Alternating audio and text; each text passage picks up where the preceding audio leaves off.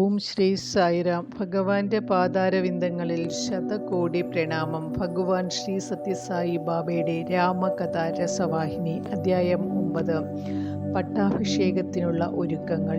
ഭരതന്റെ മാതുലനായി കേകേയ രാജകുമാരൻ ദശരഥനെ സമീപിച്ചു പറഞ്ഞു, ഞാൻ വന്നിട്ട് കാലം കുറെ കഴിഞ്ഞു. ഞാൻ മടങ്ങിച്ചെല്ലുന്നതും കാത്തിരിക്കുന്നുണ്ടച്ഛൻ.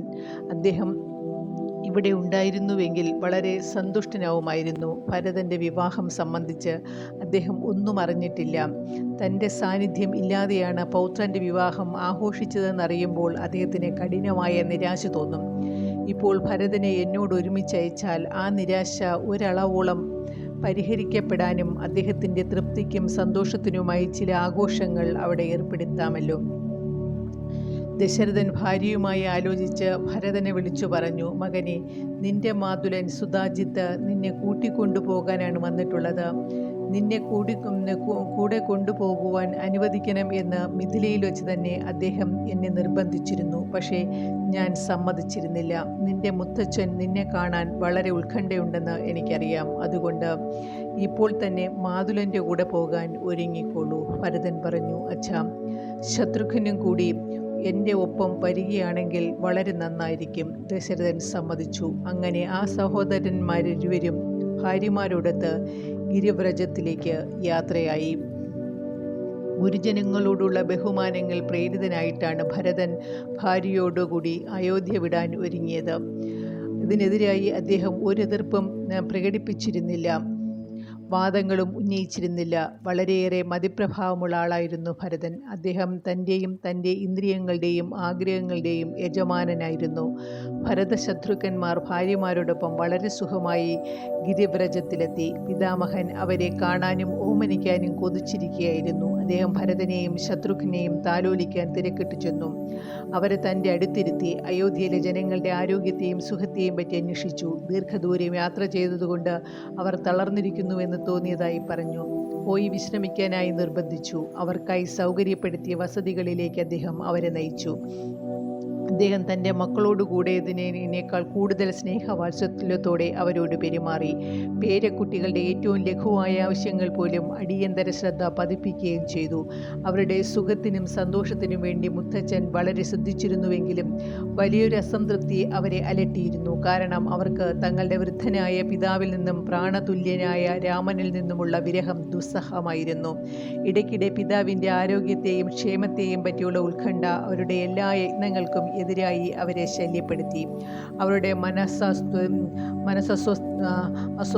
മനസ്വാസ്ഥ്യം നശിപ്പിക്കുകയും ചെയ്തു. ഗിരിവ്രജത്തിൽ അവരുടെ വികാരങ്ങൾ ഇത്തരത്തിലായിരുന്നപ്പോൾ അയോധ്യയിൽ ദശരഥൻ അവരെപ്പറ്റി പരിതപിക്കാത്ത ഒരു നിമിഷവും ഉണ്ടായിരുന്നില്ല.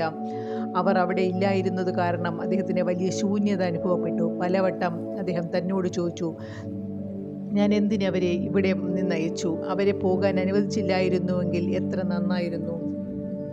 4 മക്കൾ ദശരഥന് 4 ഭുജങ്ങളായിരുന്നു.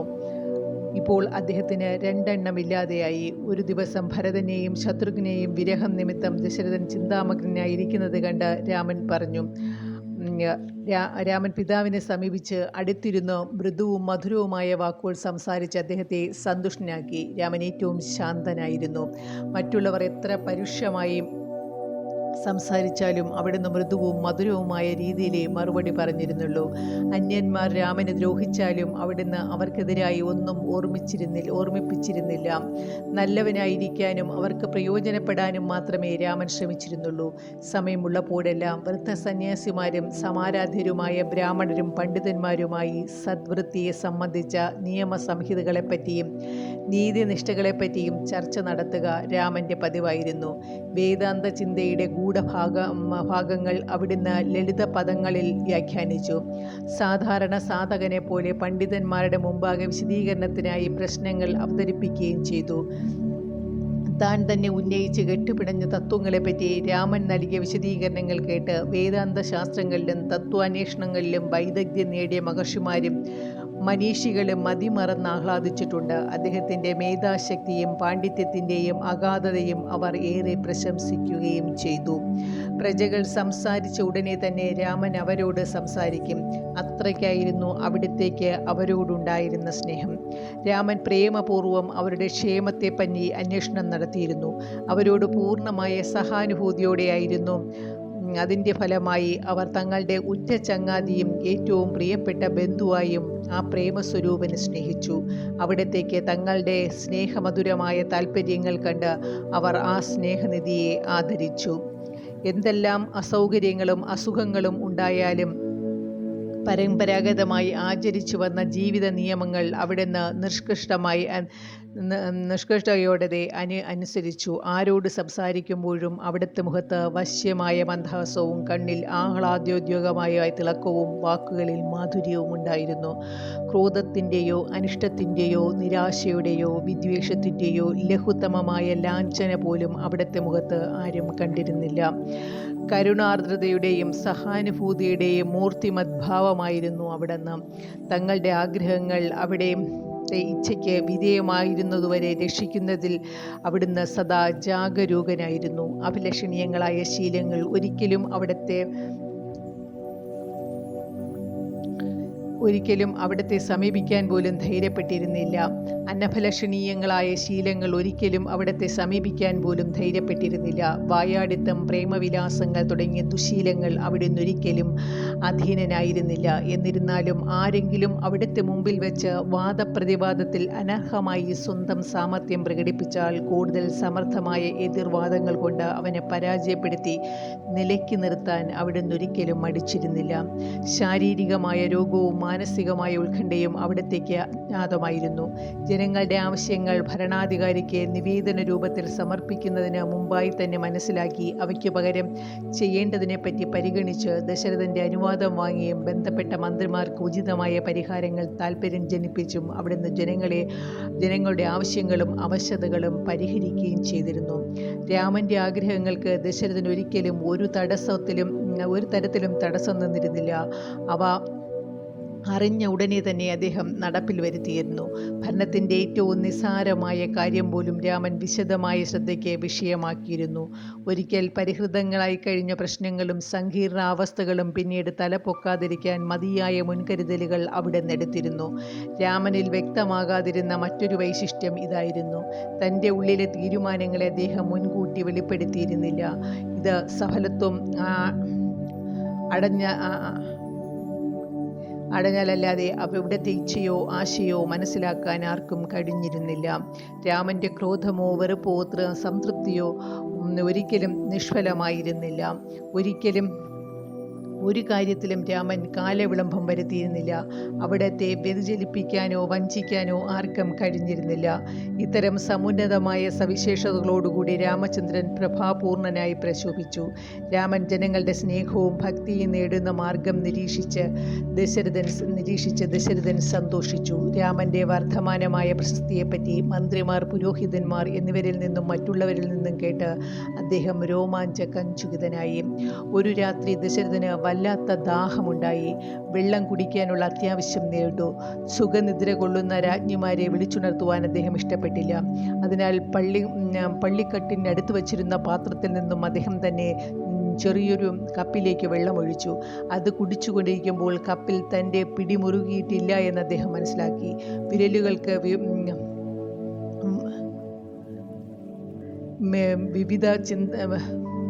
വിരലുകൾക്ക് വിറ. അതിനുശേഷം അദ്ദേഹത്തിന് ഉറക്കം വന്നില്ല. അദ്ദേഹത്തിൻ്റെ മനസ്സിൽ വിവിധ ചിന്തകൾ പൊങ്ങി വന്നു. വാർദ്ധക്യം തൻ്റെ ദുർബലതകൾ വരുത്തി തുടങ്ങിയിരിക്കുന്നു എന്ന് അദ്ദേഹത്തിന് മനസ്സിലായി. അതിനാൽ ഭരണത്തിൽ താൻ ഇനി ഏറെ തുടരരുതെന്ന് അദ്ദേഹം തീരുമാനിച്ചു. ശരീരത്തിന് ശേഷിയോ മനസ്സിന് ശക്തിയോ കുറയുമ്പോൾ ഭരണം തുടർന്നാൽ കുഴപ്പവും ആപത്തും ഉണ്ടായേക്കും. ഈ തീരുമാനത്തിന് ശേഷം രാജാവ് നിമിഷങ്ങൾ തള്ളി നീക്കി.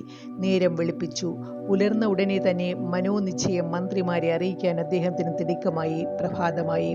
പ്രകാശം പരന്നു തുടങ്ങിയപ്പോൾ അദ്ദേഹം സ്നാനവും മറ്റ് കർമ്മങ്ങളും നിർവഹിച്ച ശേഷം മന്ത്രിമാരെയും ജനനേതാക്കളെയും പുരോഹിതന്മാരെയും ഒരു പ്രത്യേക സമ്മേളനത്തിലായി വിളിച്ചുകൊണ്ടുവരുവാൻ നിർദ്ദേശം നൽകി. ചക്രവർത്തിയുടെ ആജ്ഞപ്രകാരം ക്ഷണിക്കപ്പെട്ടവരെല്ലാം ക്ഷണത്തിലെത്തിച്ചേർന്ന് അദ്ദേഹത്തെ കാത്തുനിന്നു. ദശരഥൻ വസിഷ്ഠന്റെ പാദങ്ങളിൽ നമസ്കരിച്ച് രാത്രിയുണ്ടായ സംഭവത്തെയും അതിൻ്റെ ഫലമായുണ്ടായ ചിന്തകളെയും അദ്ദേഹത്തെ അറിയിച്ചു. സാമ്രാജ്യ ഭരണത്തിൻ്റെ ഭാരം രാമനിൽ അർപ്പിക്കാൻ തീർച്ചയാക്കിയെന്നും പറഞ്ഞു. തൻ്റെ ഈ അഭിപ്രായത്തിനെതിരായി ഒന്നും ഉണ്ടായിരിക്കരുതെന്ന് അപേക്ഷിച്ചു. ഈ ആഗ്രഹം സാക്ഷാത്കരിക്കുന്നതിന് വേണ്ട ഒരുക്കങ്ങളെല്ലാം കഴിയും വേഗം ചെയ്യണം എന്നാവശ്യപ്പെടുകയും ചെയ്തു.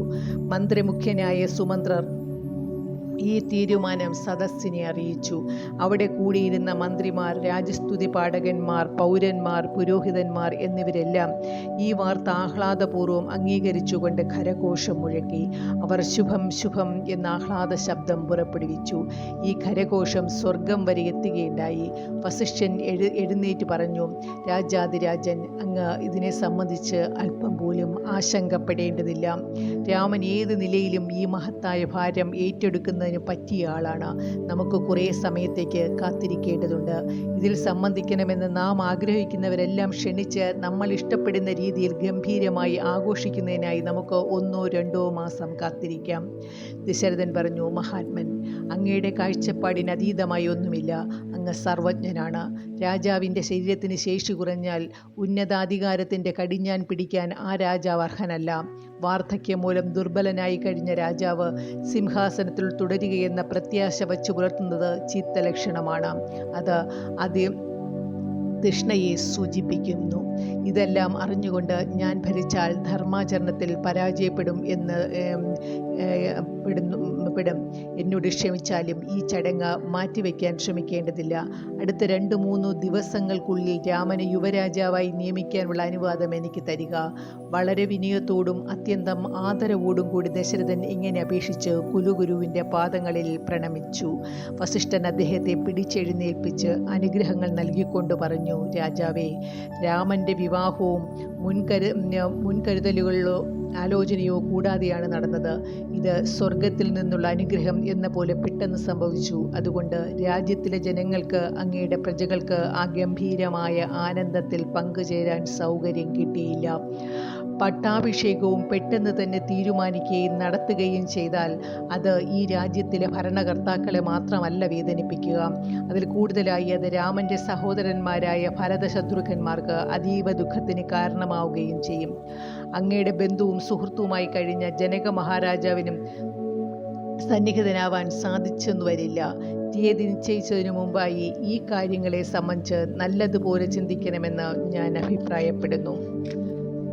മന്ത്രിമുഖ്യൻ അപ്പോൾ എഴുന്നേറ്റ് പറഞ്ഞു, സർവാധരണീയനായ കുലഗുരു, എനിക്ക് മാപ്പ് തരണം. ചക്രവർത്തിയുടെ തീരുമാനത്തിന് എല്ലാവരുടെയും വിലമതിപ്പും അംഗീകാരവുമുണ്ട്. കത്തിജ്വലിക്കുന്ന ചൂട് നിർമ്മാർജ്ജനം ചെയ്യുകയും ശീതളത്വവും സുഖവും എല്ലാവർക്കും വീണ്ടും തിരികെ കൊടുക്കുകയും ചെയ്യുന്ന ചന്ദ്രനെ പോലെയാണ് രാമചന്ദ്രൻ. ആ പേരും അതാണ് സൂചിപ്പിക്കുന്നത്. അവിടുന്ന് വിദ്വേഷം, പക, അന്യായം, അസൂയ എന്നിവ കാരണമായുണ്ടാകുന്ന വേദന നീക്കുന്നു. ആ പ്രേമമൂർത്തിയെ യുവരാജാവായി അഭിഷേകം ചെയ്യുന്നതിൽ എന്ത് കാരണത്താലായാലും യാതൊരു കാലവിളംബവും ഉണ്ടാവാൻ പാടില്ല. ചക്രവർത്തി സദയം അതിനുവേണ്ട കൽപ്പനകൾ പുറപ്പെടുവിച്ചാലും ഈ സാമ്രാജ്യം പോലെ മുഴുവൻ പ്രജകൾക്കും വേണ്ടിയാണ് ഞാൻ ഇതിനായി അപേക്ഷിക്കുന്നത്. ചക്രവർത്തിയും മന്ത്രിമുഖ്യനും ഇത്തരത്തിൽ അഭ്യർത്ഥിച്ചപ്പോൾ തൻ്റെ വാദത്തിൽ ഉറച്ചു നിൽക്കാൻ വസിഷ്ഠന് കഴിഞ്ഞില്ല. ജനങ്ങൾ ഇതിനെപ്പറ്റി ചിന്തിക്കുന്നത് എന്താണെന്ന് അറിയാൻ അദ്ദേഹം നിർദ്ദേശിച്ചു.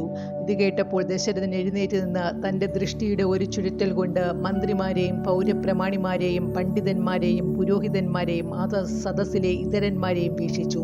സദസ്സ് ഇടിവെട്ടും ശബ്ദത്തിൽ ആ അഭിപ്രായത്തെ ഖരഘോഷം കൊണ്ട് അംഗീകരിക്കുകയായിരുന്നു. ആ വികാരോജ്വലതയിൽ ഒരു പ്രധാന വിഭാഗത്തിൽപ്പെട്ട പൗരൻ എഴുന്നേറ്റ് നിന്ന് പറഞ്ഞു, മഹാരാജാവേ, ഞങ്ങളെ സ്വന്തം സന്താനങ്ങളെ എന്ന നിലയ്ക്കാണ് അങ്ങയുടെ വംശത്തിലെ പ്രബലന്മാരായ ചക്രവർത്തിമാർ രക്ഷിച്ചു വരുന്നത്. ഈ കോസലഭൂമി ഇഷാഗുവിൻ്റെ സൂക്ഷ്മതയിലും സ്നേഹത്തിലും കൂടിയാണ് ക്ഷേമവും സമാധാനവും ആർജിച്ചത്. അങ്ങയുടെ പുത്രനായ രാമൻ സദ്ഗുണ സമ്പന്നനാണ്, ധർമ്മനിഷ്ഠയുടെ മാർഗങ്ങളോട് പ്രതിജ്ഞാബദ്ധനാണ്, ദേവമുഖ്യനെ പോലെ മഹാപരാക്രമനാണ്. ഇവയ്ക്കെല്ലാം പുറമെ ഈ 3 ലോകങ്ങളെയും ഭരിക്കാനുള്ള പ്രാപ്തിയും അവിടത്തേക്കുണ്ട്. അങ്ങേക്ക് രാമനെ യുവരാജാവായി അഭിഷേകം ചെയ്യണം എന്ന ആശയം ഉണ്ടായത് തന്നെ ഞങ്ങളുടെ മഹാഭാഗ്യമാണ്. ഇത് ഞങ്ങളുടെ സുഹൃതം തന്നെയാണ്. ആർക്കും സംശയമുണ്ടാകാൻ നിവൃത്തിയില്ലാത്ത ഒരവിതർക്ക വസ്തുതയാണ്. രാജ്യത്തിലെ എല്ലാ പ്രജകൾക്കും വേണ്ടി ആ പൗരൻ ഇപ്രകാരം സംസാരിച്ചപ്പോൾ ദശരഥൻ സദസ്സിനെ അഭിസംബോധന ചെയ്തു. സദസ്യരെ, എൻ്റെ പൂർവികന്മാർ ആസൂത്രിതങ്ങളായ മാർഗത്തിൽ കൂടി ഞാൻ ഇത്രയും കാലം ഈ സാമ്രാജ്യം ഭരിച്ചിട്ടുണ്ട്. ലോകത്തിന് നന്മ വരണം എന്ന ആത്മാർത്ഥമായ ആഗ്രഹത്തോടുകൂടി ഞാൻ എൻ്റെ പ്രാപ്തിയുടെ പരമാവധി അതിൻ്റെ ക്ഷേമത്തെയും അഭിവൃദ്ധിയെയും കാത്തു സൂക്ഷിച്ചിട്ടുണ്ട്. എൻ്റെ സിംഹാസനത്തിൻ്റെ ഉപരിഭാഗത്ത് കാണുന്ന ഈ വെൺകൊറ്റക്കുടയുടെ തണലിൽ ഞാൻ ഇതുവരെയുള്ള എൻ്റെ ജീവിതകാലം അത്രയും കഴിച്ചിട്ടുണ്ട്. ഞാനിപ്പോൾ വൃദ്ധനായിരിക്കുന്നു. ഈ ശരീരാവയവങ്ങളുടെ ഓജസ്സും ചൈതന്യവും കുറഞ്ഞിരിക്കുന്നതായി ഞാൻ മനസ്സിലാക്കുന്നു. തകർന്ന ഈ ശരീരത്തിന് സ്വല്പം വിശ്രമം നൽകേണ്ടിയിരിക്കുന്നു. ഞാൻ അതിന്മേൽ തീരുമാനമെടുത്തു കഴിഞ്ഞു.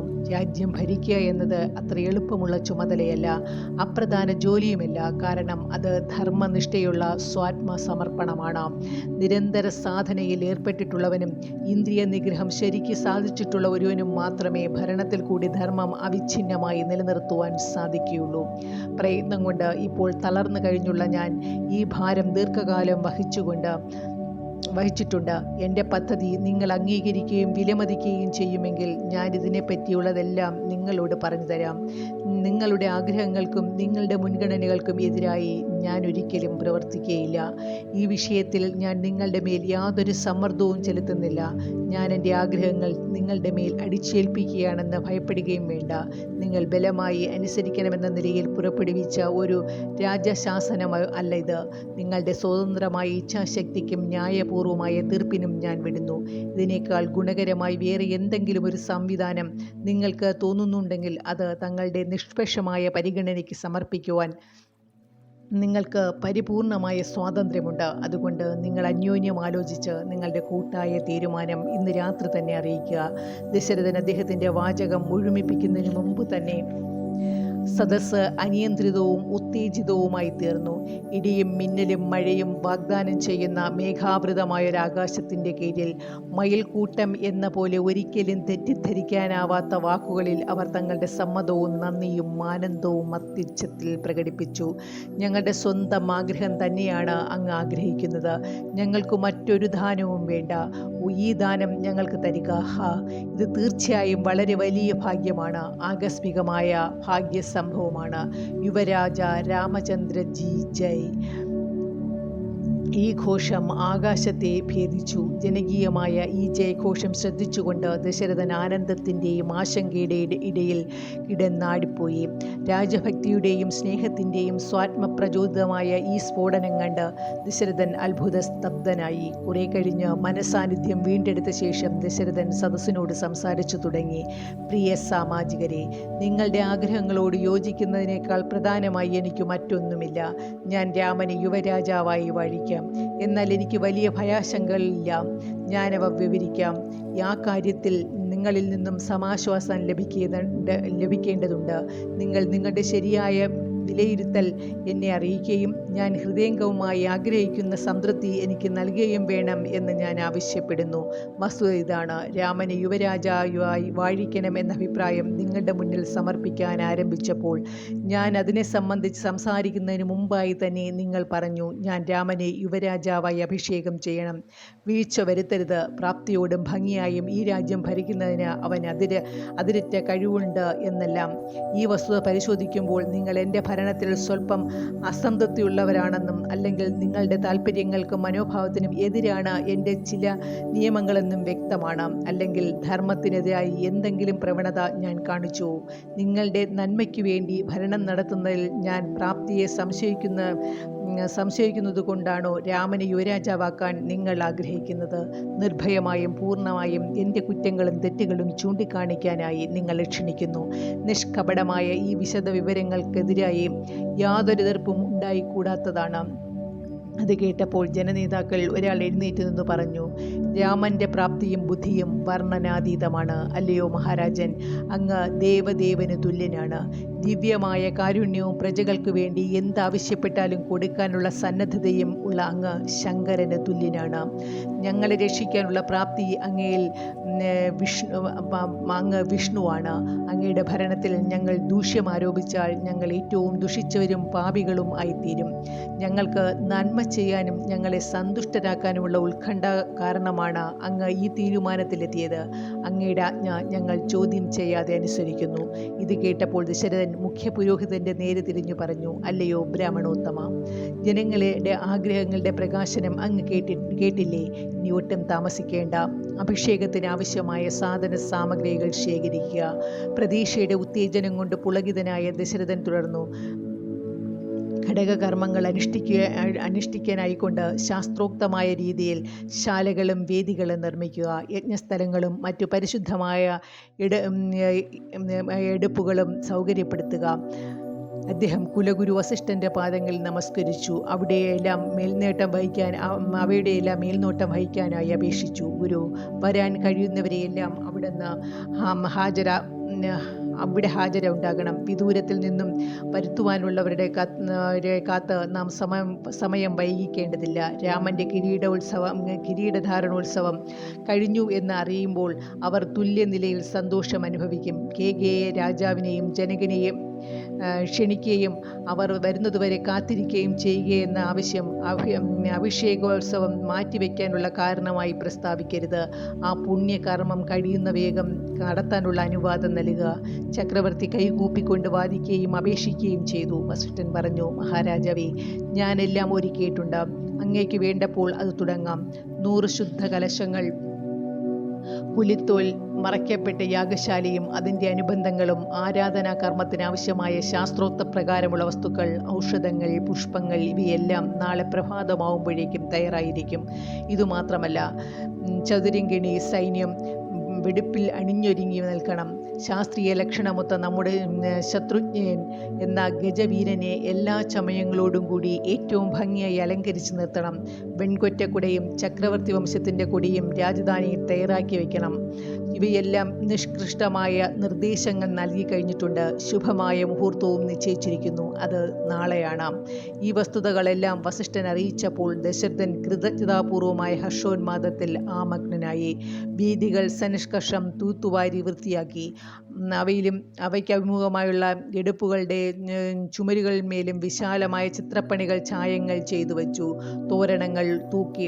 കമാനങ്ങൾ, സൂര്യതാപത്തിൽ നിന്നും രക്ഷപ്പെടാനുള്ള സങ്കേതങ്ങൾ ഇവ സൗകര്യപ്പെടുത്തി. ഓരോ പൗരനും ആവേശത്തോടെ ഇത്തരം പ്രവർത്തനങ്ങളിൽ ഏർപ്പെട്ടു. നഗരം മുഴുവനും ഉത്സവാഘോഷ ലഹരിയിലെന്ന പോലെ ആയി. ബ്രാഹ്മണരും പൗരമുഖ്യന്മാരും ദശരഥനിൽ നിന്നും അനുമതി നേടി പുറത്തിറങ്ങി. ഉല്ലാസത്തിൻ്റെയും സൗഹൃദ സംഭാഷണത്തിൻ്റെയും യഥാർത്ഥമായൊരരുവി. മന്ത്രിമാരും വസിഷ്ഠനും ചക്രവർത്തിയും ഒപ്പം അന്തർഗൃഹങ്ങളിലേക്ക് പോയി. ദശരഥൻ രാമനെ വിളിക്കാൻ ആളയച്ചു. രാജസദസ്സിൽ വച്ച് രാമനുമായി സംസാരിച്ചു. അഭിഷേകത്തെ സംബന്ധിച്ച ആചാരോപചാരങ്ങളെയും അനുഷ്ഠാന മുറകളെയും പറ്റി വിവരിച്ചു കൊടുത്തു. സൂര്യോദയത്തിന് മുമ്പായി അഭിഷേകത്തിന് തയ്യാറാവണമെന്ന് പറഞ്ഞു. രാമൻ ഇതിനെ സംബന്ധിച്ച് ശ്രദ്ധിക്കേണ്ട പ്രാരംഭ നടപടികളെയും വിവരിച്ചു കൊടുക്കുകയുണ്ടായി. ലക്ഷ്മണൻ ഈ വാർത്ത കേട്ടു. അദ്ദേഹം കൗസല്യ മാതാവിൻ്റെ സമീപത്തേക്ക് വിവരമറിയിക്കുവാനും തൻ്റെ ആഹ്ലാദത്തിമിർപ്പ് പ്രകടിപ്പിക്കാനും ഓടി. വാർത്ത കേട്ട് കൗസല്യയ്ക്ക് സന്തോഷം നിയന്ത്രിക്കാൻ കഴിഞ്ഞില്ല. അവർ രാമൻ വരാൻ കാത്തിരുന്നു. പൗരന്മാർക്ക് സമയം വളരെ കുറവായിരുന്നു. അതുകൊണ്ട് നഗരം മുഴുവനും തിരക്കിലായിരുന്നു. നഗരത്തിന് ചുറ്റും അനേകം നാഴിക ദൂരത്തോളമുള്ള ഗ്രാമങ്ങളും അടുത്ത രാജ്യങ്ങൾ പോലും അഭിഷേക വാർത്ത ക്ഷണത്തിലറിഞ്ഞു. കാരണം നല്ല വാർത്ത ക്ഷണം പരക്കുമല്ലോ. ഒരാളും മറ്റൊരാളെ കാത്തിരുന്നില്ല. കേട്ടവർ നഗരത്തിലേക്ക് തിരക്കിട്ട് പോയി. അയോധ്യയിലെയുള്ള എല്ലാ പാതകളിലും ജനപ്രവാഹം അനിയന്ത്രിതമായി. ദശരഥൻ തന്നോട് വിശദമായി പറഞ്ഞുകൊണ്ടിരുന്നതെല്ലാം രാമചന്ദ്രൻ ശ്രദ്ധിച്ചിരുന്നു. പക്ഷേ മറുപടി ഒന്നും പറഞ്ഞില്ല. വാഗ്വാതീതമായിരുന്നു അവിടുത്തെ വികാരങ്ങൾ. മനസ്സിൽ കൂടി കടന്നുപോയതൊന്നും പ്രകടിപ്പിക്കാൻ രാമന് കഴിഞ്ഞില്ല. അദ്ദേഹം നിശബ്ദനായി തന്നെ സ്ഥിതി ചെയ്തു. ഇത് കണ്ട് ദശരഥൻ ചോദിച്ചു, മകനെ, നാളെ യുവരാജാവായി അഭിഷിക്തനായിരിക്കുന്ന നിന്നിൽ സന്തോഷത്തിൻ്റെ യാതൊരു ലക്ഷണവും കാണാത്തതെന്ത്?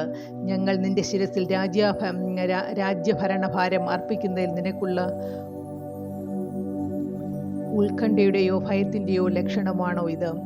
വളരെ നേരം ചോദിച്ചിട്ടും വാത്സല്യപൂർവ്വം അഭ്യർത്ഥിച്ചിട്ടും രാമൻ ചക്രവർത്തിയുടെ മുഖത്തു നോക്കി സംസാരിച്ചതേയില്ല.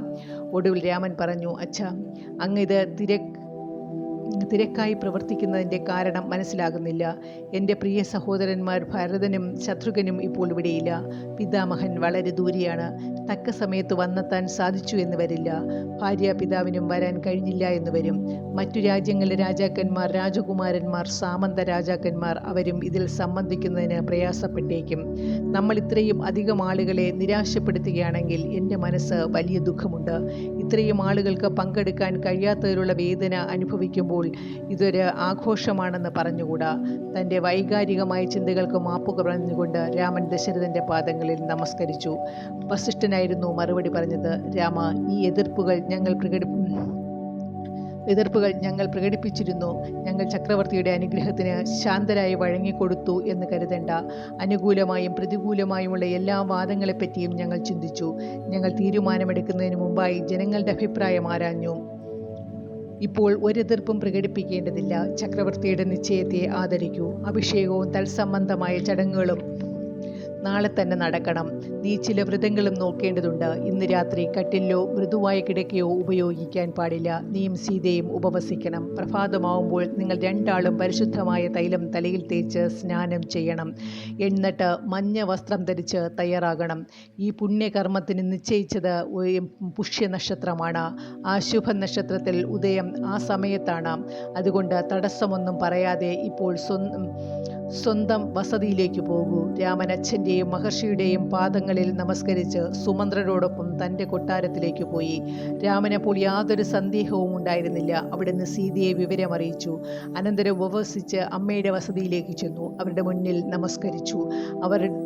അവർ മകനെ മൃദുവായി പിടിച്ചെഴുന്നേൽപ്പിച്ച് സ്നേഹപൂർവ്വം തലോടി ഓമനിച്ചു. ആനന്ദമഗ്നായി അവർ പുത്രനോട് ബ്രാഹ്മണർക്ക് നന്ദി സൂചകമായി ഗോദാനം ചെയ്യാൻ നിർദ്ദേശിച്ചു. ആ ആവശ്യത്തിലേക്ക് കൗസല്യാദേവി പശുക്കളെ കരുതിയിരുന്നു. അവയെ വിലപ്പെട്ട ആഭരണങ്ങൾ കൊണ്ട് അലങ്കരിച്ചിരുന്നു. മറ്റു പലവിധ ദാനങ്ങൾ പലർക്കും അവർ രാമനെ കൊണ്ട് ചെയ്യിച്ചു.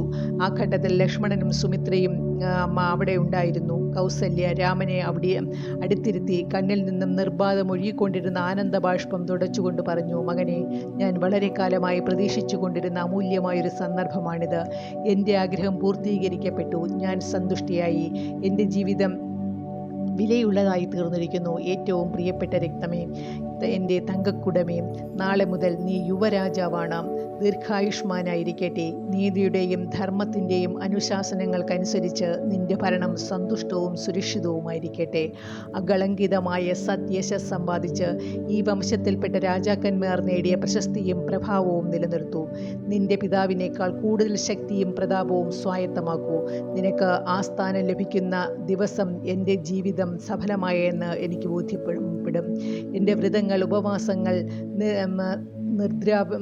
നിദ്രാവിധം എന്നിവ ഫലിക്കും. കൗസല്യ മാതാവ് രാമനെ താലോലിച്ചു. അവിടുത്തെ കേശച്ചുരുളുകൾ തഴുകി ആശീർവാദത്തിൻ്റെ മധുരമായ വാക്കുകൾ സംസാരിച്ചു. അവർ അദ്ദേഹത്തിന് അമൂല്യമായ ഉപദേശങ്ങൾ നൽകി. രാമൻ അത് ശ്രദ്ധയോടെ കേട്ടു. രാമൻ ലക്ഷ്മണന് നേരെ അമർത്തിച്ചിരിച്ച് നിർദോഷമായ ഭാഷയിൽ അനുജനെ ശല്യപ്പെടുത്തി. സഹോദര, സുന്ദരമായ ഈ അതിശയത്തിൽ ഏത് രാജലക്ഷ്മിയാണ് സന്തോഷിക്കുകയെന്ന് നിനക്ക് പറയാൻ കഴിയുമോ? ലക്ഷ്മണൻ തിരിച്ചടിച്ചു. ജ്യേഷ്ഠ, എനിക്ക് ഒരു രാജലക്ഷ്മിയും എനിക്ക് ഒരു രാജലക്ഷ്മിയും എന്നെ പരിണയിക്കേണ്ട ആവശ്യമില്ല. അങ്ങയുടെ രാജ്യത്തിൽ തന്നെ അങ്ങ് എന്തെങ്കിലും ഉത്തരവാദിത്തം ഏൽപ്പിച്ചാൽ ഞാനത് ചെയ്യും. ആ ഭാഗ്യം മാത്രം മതി. ഇത് പറഞ്ഞുകൊണ്ട് ലക്ഷ്മണൻ രാമപാദങ്ങളിൽ വന്ദിച്ചു. രാമൻ പറഞ്ഞു, ലക്ഷ്മണ, നീ എൻ്റെ പ്രാണനാണ്. അതുകൊണ്ട് രാജ്യഭരണത്തിൽ പകുതി ഉത്തരവാദിത്വം നിൻ്റേതാണ്. അതിനാൽ രാജകീയ വസ്ത്രങ്ങളും ആഭരണങ്ങളും അണിഞ്ഞ് നീയും എൻ്റെ കൂടെ ഒരുങ്ങിക്കൊള്ളണം. നിനക്ക് എൻ്റെ ഭാരങ്ങളിൽ, സുഖങ്ങളിൽ, കീർത്തിയിൽ, സമ്പത്തിൽ എല്ലാം പകുതി പങ്കുണ്ട്. ഇപ്പോൾ ആയിരിക്കുന്നതിലും ഞാൻ ആവാതിരിക്കുന്നതിലും നിനക്ക് പകുതി ഓഹരിയുണ്ട്. രാമൻ ഇങ്ങനെ സംസാരിച്ചു കൊണ്ടിരുന്നപ്പോൾ സുമിത്ര കണ്ണുനീർ വാർക്കുകയും രാമൻ്റെ ലക്ഷ്മണൻ്റെയും മേൽ അനുഗ്രഹങ്ങൾ ചൊരിയുകയും ചെയ്തു. അവർ പറഞ്ഞു, രാമ, നീയും ലക്ഷ്മണനും തമ്മിൽ നിലനിൽക്കുന്ന സ്നേഹം എനിക്ക് ഏറ്റവും സന്തോഷം നൽകുന്നു. എൻ്റെ മകന് നിന്റെ ദാസനായിരിക്കുന്നതിലപ്പുറം യാതൊരു അന്തസ്സും വേണ്ട. അവന് എന്നും നിന്റെ സ്നേഹവും വാത്സല്യവും ലഭിക്കാൻ കഴിയുമെങ്കിൽ അത് ധാരാളം മതി. രാമൻ ആ അമ്മയുടെ പാദത്തിൽ നമസ്കരിച്ച് എഴുന്നേറ്റ് നിന്നു. ലക്ഷ്മണനും അതുതന്നെ ചെയ്തു. രാമൻ്റെ കൂടെ ലക്ഷ്മണൻ രാമൻ്റെ കൊട്ടാരത്തിലേക്ക് പോയി. രാവായതോടുകൂടി രാമൻ്റെ കർമ്മസംബന്ധമായ ഉപവാസം ആരംഭിച്ചു. പരിശുദ്ധമായ കുശ കൊണ്ടുണ്ടാക്കിയ പായിൽ അദ്ദേഹം ശയിച്ചു. സായിറാം.